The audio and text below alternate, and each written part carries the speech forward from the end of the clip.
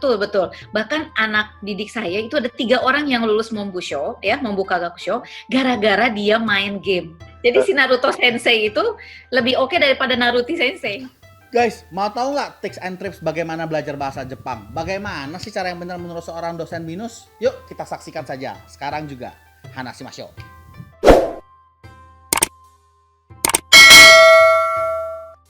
Guys, selamat datang di channel kami Papa Sensei. Di sini ada tempat di mana kamu bisa belajar, mengembangkan, dan berwirausaha dengan perjepangan. Oke? Nah, hari ini kita akan ngasih tahu vlog kali ini tentang tips dari do and don't bersama dengan dosen dari binus. Belajar bahasa Jepang itu dari mana sih gitu ya? Nah, apakah dari hiragana dulu atau katakan dulu, kanji dulu atau kosakata katanya? Kalau menurut Sensei bagaimana? Kalau menurut saya sih semua itu harus dipelajari sama-sama. Satu waktu. Satu waktu, iya. Barengan jadi berarti ya? Barengan. Karena kan gini ya, kalau kita misalnya hanya ngafalin vocabnya aja, terus buat apa? Kan kita tidak tahu bagaimana sentence-nya. Ya kan? Misalnya saya tahu kata ini tabemas, kemudian nomimas. Terus masa saya bilang sama orang Jepang, tabemas, nomimas. Kan nggak mungkin. Nggak ada objeknya, nggak ada predikatnya, nggak ada partikelnya. Lah, terus orang Jepang pasti nanya tabemas, nanya barangkali ya.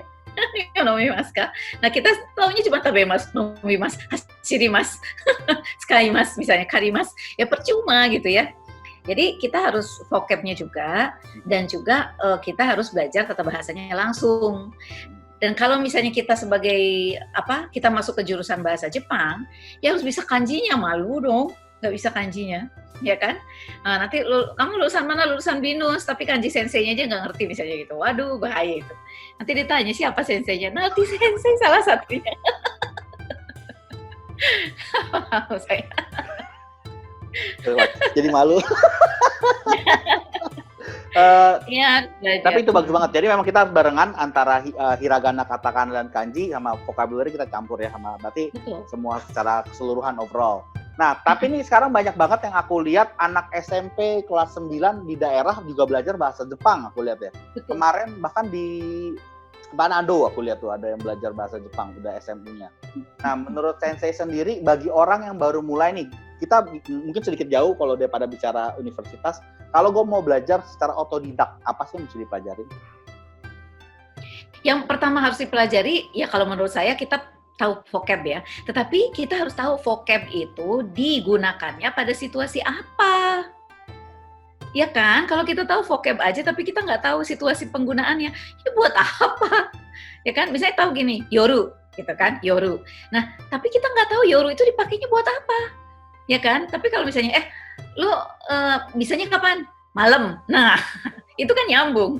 Kita cuma tahu yorunya aja, kita nggak tahu kalimatnya, ya nggak bisa. Sama lah dengan belajar bahasa Inggris juga kan seperti itu ya. Kita menggabungkan antara kata-kata yang sudah kita punya dengan sentence, dengan dengan kalimat. Kalimatnya. Jadi kan misalnya yang pertama itu sudah diatur kan ya.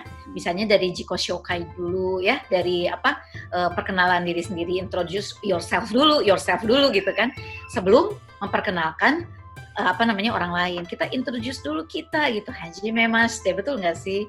Nah, itu kan dari situ, nggak tiba-tiba tabetai desu, nomitai desu, enggak lah gitu kan, lah bentuk masnya aja belum tahu, tiba-tiba kok harus bentuk tai gitu kan?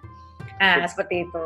Tapi menarik soalnya yang mayoritas nih aku liatin ya, orang tuh belum orewa namanya siapa gitu, udah pakai ore, udah pada boku, terus gue tanya, gue pakai bahasa Jepang, gue lanjutin, dia nggak bisa jawab, katanya artinya apa sensei kata. Nah, iya kan, iya, berarti itu dia cuma ikutin di anime aja. Iya sih ya, tapi itu memang anime itu pengenalan yang baik sih, jadi orang mulai mau belajar kayaknya. Betul. Bahkan anak didik saya itu ada 3 orang yang lulus Mombusho, ya, Mombuka Gakusho, gara-gara dia main game. Ya, saya tanya, kamu main game sehari berapa jam sih? Saya main game sehari itu bisa sampai 6 jam, sensei katanya. 6 jam. Ya, dan dia nggak belajar tata bahasa. Nggak belajar, tapi begitu tes Mombusho, 3-3-nya lulus, itu sobatan tuh bertiga, satu kelas, lulus loh, 3-3-nya. Luar biasa. Yang satu udah nikah malah sekarang. Hebat ya. Jadi itu, ada juga anak yang suka ini komik ya, manga. Jadi belajar dari situ. Belajar dari situ. Jadi kalau dia belajar waktu itu, saya pikir ini anak kenapa udah bisa bentuk bentuk pasif gitu kan? Bentuk pasif Jepang itu kan susah ya. Kalau kita kan tinggal dari kata kerja pasif di ke kata kerja aktifnya ya udah jadi di sama me gitu aja kan? Ya kan? Mengajar, diajar itu jadi aktif pasif. Tapi kalau Jepang nggak gitu, ya kan? Nah ini anak udah bisa. Terus saya bilang kamu belajar dari mana? Dari Naruto sensei katanya gitu dia bilang. Hebat ya. Jadi si Naruto Sensei itu lebih oke daripada Naruto Sensei. Foto-foto naik gitu. Tapi memang cara orang belajar sih bervariasi. Ada yang betul. Ininya lebih enak. Nah, Sensei, betul. Menurut Sensei ini agak penting. Waktu itu aku sempat ketika berbicara dengan Sensei waktu di BINUS itu ada Sensei bilang kesalahan orang Indonesia ketika belajar bahasa Jepang. Apakah itu? Kalau kesalahan sih ya banyak lah ya kalau baru belajar biasanya gitu ya. Nah, suami saya juga kan sering, kamu tadi bahasa Jepangnya aneh deh katanya gitu. Padahal saya sudah berkenalan dengan bahasa Jepang itu sejak saya umur 19 tahun, saya udah di Jepang loh. Ya, itu udah saya yang belajar dari 19 tahun aja. Sama suami masih suka dikritik. Kamu tuh Nihongo no Sensei katanya gitu. Kok kayak gitu sih bahasa Jepangnya jelek banget katanya gitu.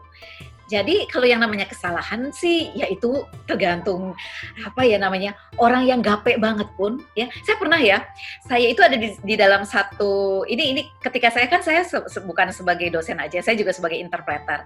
Jadi saya suka dipanggil sama perusahaan-perusahaan ya kayak di Cikarang, Cibinong gitu ya. Nah suatu hari itu saya kerjasama dengan dua, jadi saya dengan ada satu lagi interpreter, adalah gitu ya, saya nggak bisa sebutkan namanya. Jadi ini orang Hokkaido yang datang tuh, jadi dia itu kayak semacam promosi lah tentang Hokkaido. Nah terus dia mengatakan begini, Hokkaido wa totemo ii tokoro desu, kuki mo oishii shi, katanya gitu. Kuki mo oishii shi, dia bilang. Ya kan? Nah terus saya bilang, oh iya emang udaranya enak ya di sana, bagus gitu ya. Tapi apa coba yang diterjemahkan sama interpreter itu? Jadi Hokkaido itu sebuah tempat yang bagus sekali ya, saudara-saudara sekalian katanya. Dan dia itu punya cookie yang enak, dia bilang. Nah, ayo gimana tuh? Padahal cookie ga oishii desu maksudnya itu cookie ga oishii ya, udaranya tuh nyaman gitu kan. Iya betul. Padahal dia sudah lebih profesional dari saya kalau saya ngelihat ininya ya.